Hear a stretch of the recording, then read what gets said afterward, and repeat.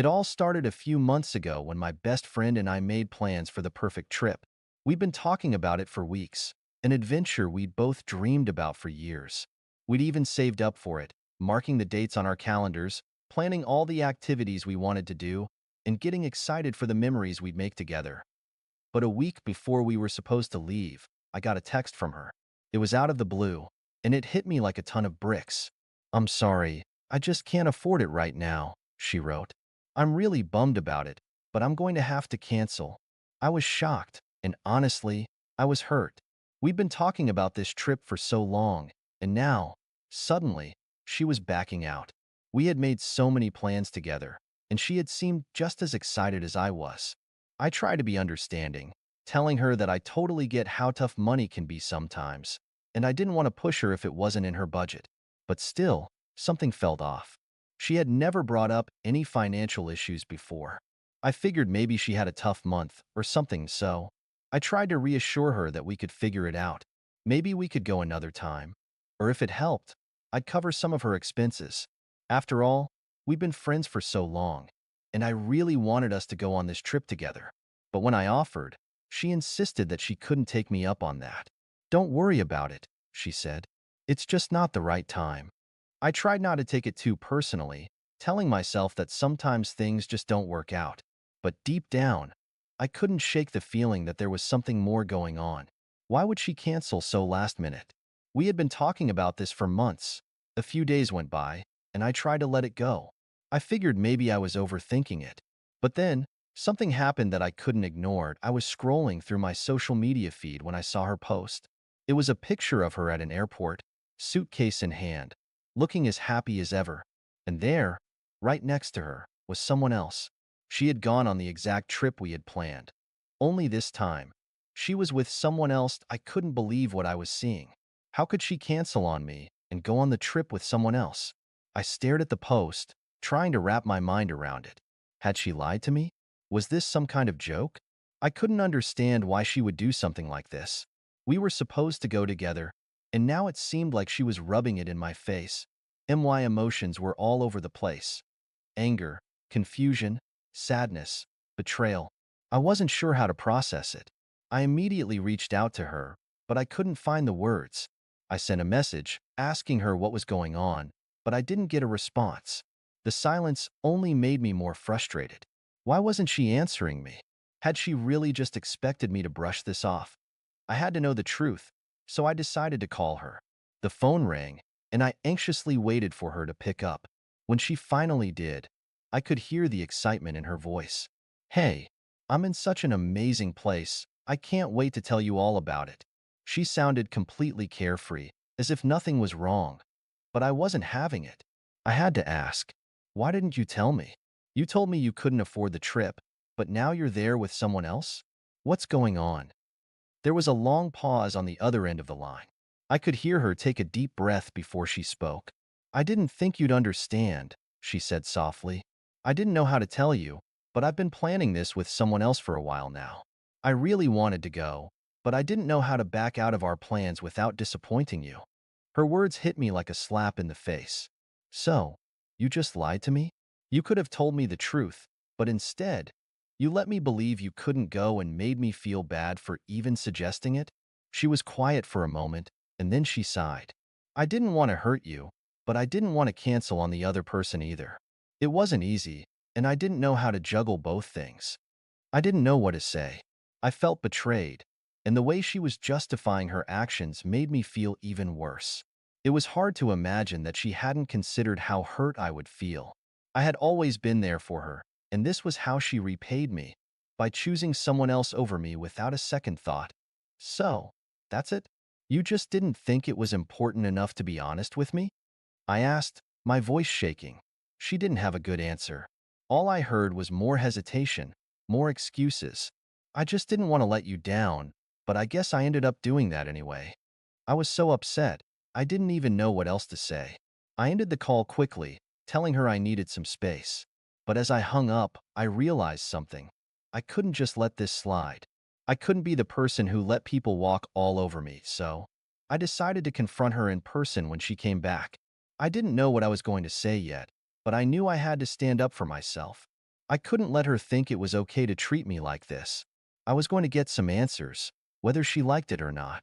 When she finally came back from the trip, I didn't waste any time. I wasn't going to let this drag on any longer. I called her and told her we needed to talk in person. She sounded surprised, but agreed to meet up at a local cafe that afternoon. When I arrived, I was already feeling a mixture of anxiety and frustration. I couldn't stop replaying the conversation we had on the phone, but I knew this needed to be done. I had to get the closure I deserved. She arrived a few minutes late, looking sun-kissed and relaxed. Nothing like the person I had last spoken to on the phone. She greeted me with a warm smile, but I didn't return it. I was still too hurt by what had happened. We sat down, and after a few moments of awkward silence, I looked her square in the eye and said, "I need to understand why you did this. Why didn't you just tell me the truth about the trip? Why didn't you just be honest with me from the start?" She shifted uncomfortably in her seat. "I don't know.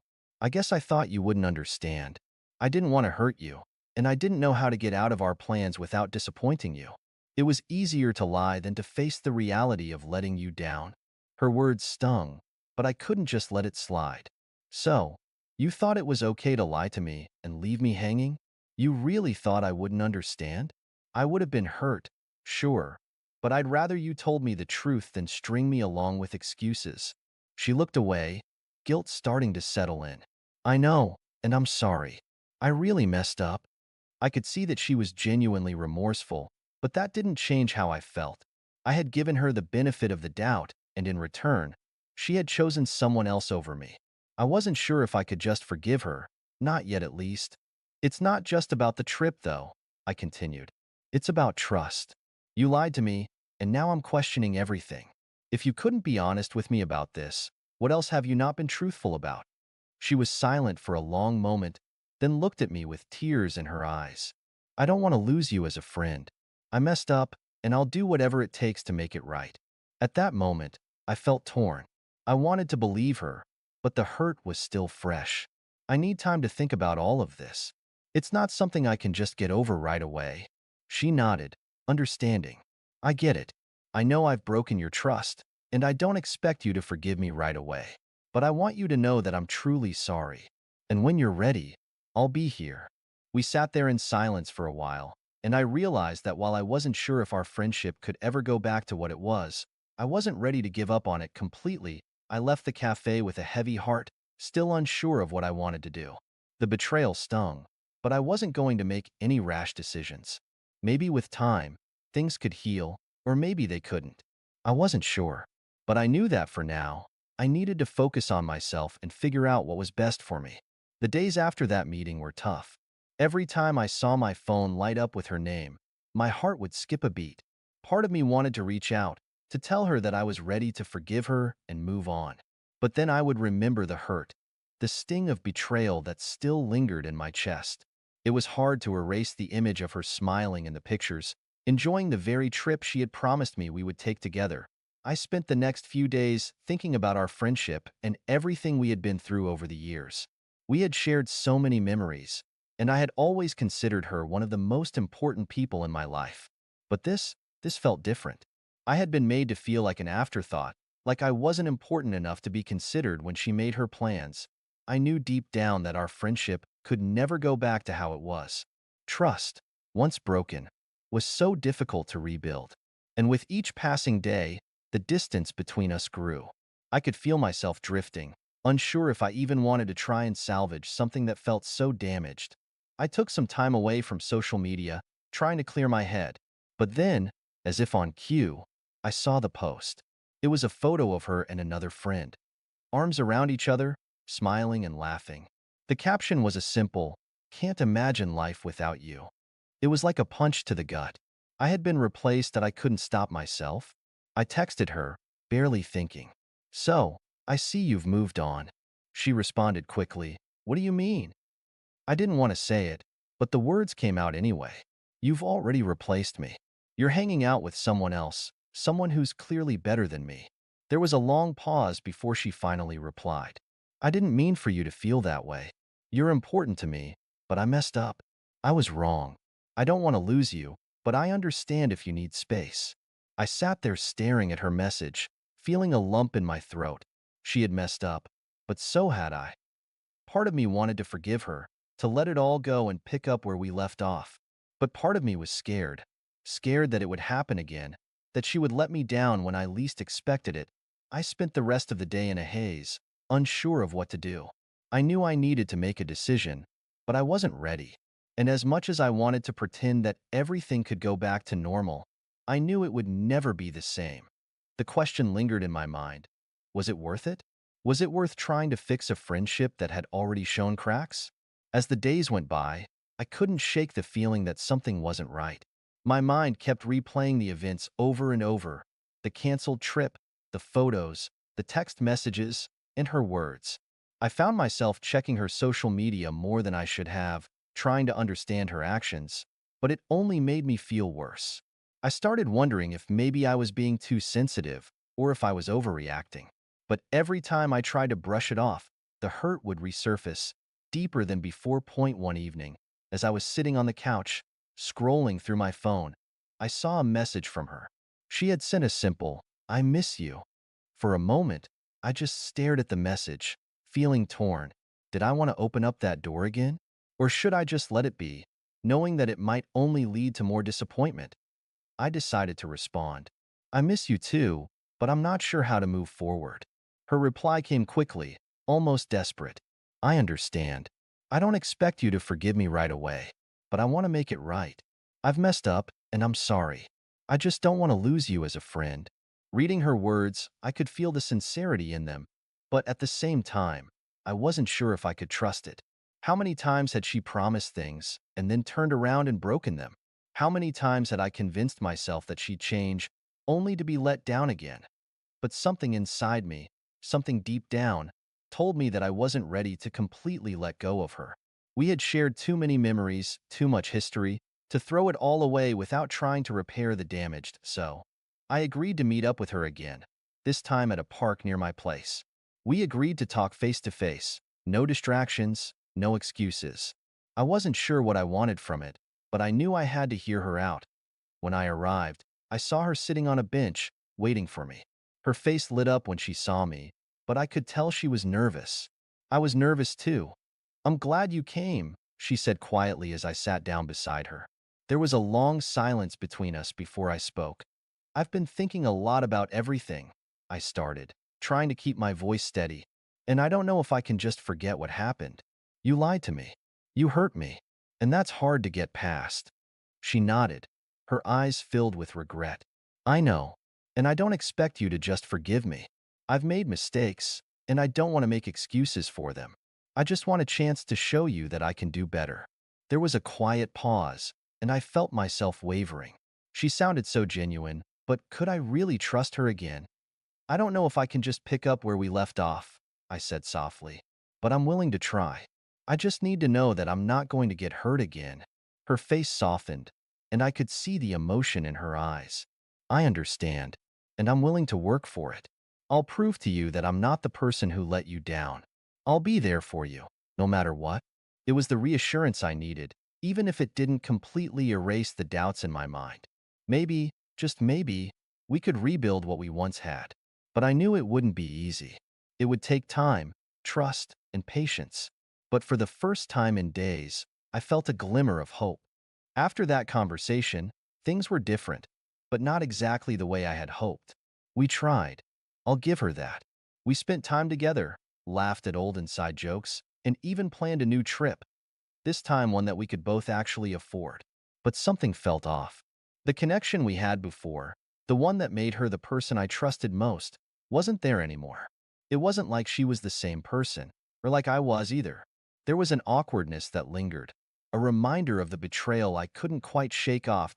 First, I thought maybe I was just being paranoid. Maybe I was overthinking it. Maybe it was just going to take time. But then came the day when she canceled plans with me again. This time, it wasn't even for a good reason. She told me she was too tired and needed to rest. I didn't say anything. I didn't even respond right away. I sat there, staring at my phone, remembering the last time she had canceled and then posted about being out with another friend. I couldn't help myself. I scrolled through her Instagram, and there it was. A picture of her at a coffee shop, laughing with someone else, I felt my chest tighten, my anger bubbling up again. It was like nothing had changed.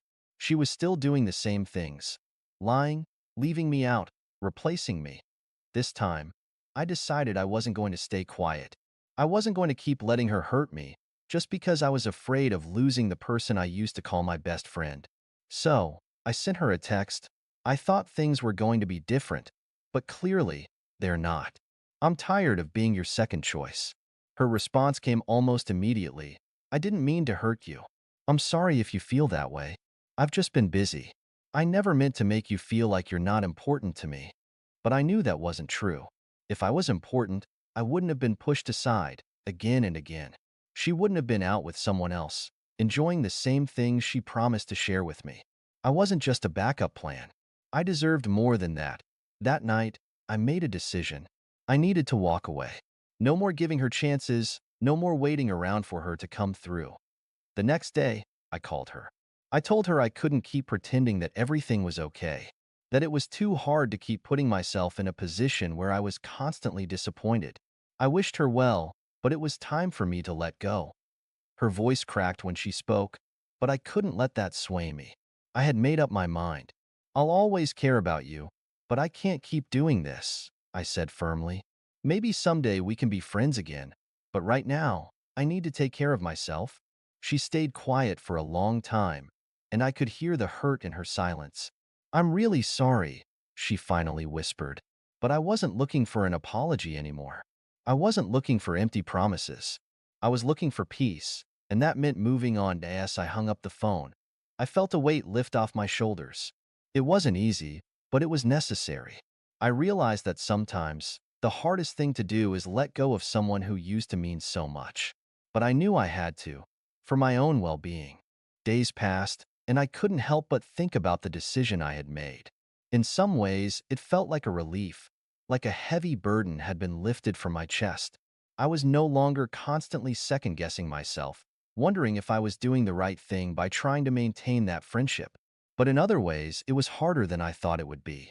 I kept picturing the fun times we used to have, the late-night talks, the trips we planned, the promises we made to each other. It felt strange, almost surreal, to think that all of that was gone now. I spent a lot of time reflecting, trying to make sense of it all. How had things gotten to this point? How had the friendship that had once been the most important thing in my life turned so toxic? Was it all just a gradual buildup of small disappointments? Or was there a turning point I hadn't noticed? As I thought more about it, I realized something that stung. It wasn't just the trip that had hurt me, it was everything. The lies, the broken promises, the times I'd been left waiting, the times she had chosen others over me. It wasn't just about one incident. It was a pattern of behavior that had been there all along, and I had ignored it because I didn't want to face the truth. I had been so invested in keeping the friendship alive that I had let myself be treated like an afterthought. One afternoon, I got a message from her. It wasn't a long text, just a short one. I've been thinking about everything, and I'm really sorry for how I treated you. I hope we can talk soon. My first reaction was to ignore it. But then, I stopped myself. Maybe I needed closure. Maybe I needed to hear her side, one last time, before I fully moved on. So, I agreed to meet up. We met at a small cafe. When I walked in, I saw her sitting at a corner table, waiting. She looked a little different, more put together, but there was a sadness in her eyes. I sat down, and for a moment, neither of us said anything. It was one of those heavy silences that hangs between two people who know something has changed but don't know how to put it into words. Finally, she spoke. I've been selfish. I know I've hurt you, and I can't take that back. I've realized that I've been prioritizing other people, other things, over our friendship, and I'm really sorry for that. I listened, but part of me was still guarded. She was saying all the right things now, but had she really changed? Or was this just another one of her apologies that would lead to the same old behavior? I'm not asking for forgiveness, she continued, but I want you to know that I'm working on myself. And if you ever want to try again, I'll be here. For a moment, I considered what she said.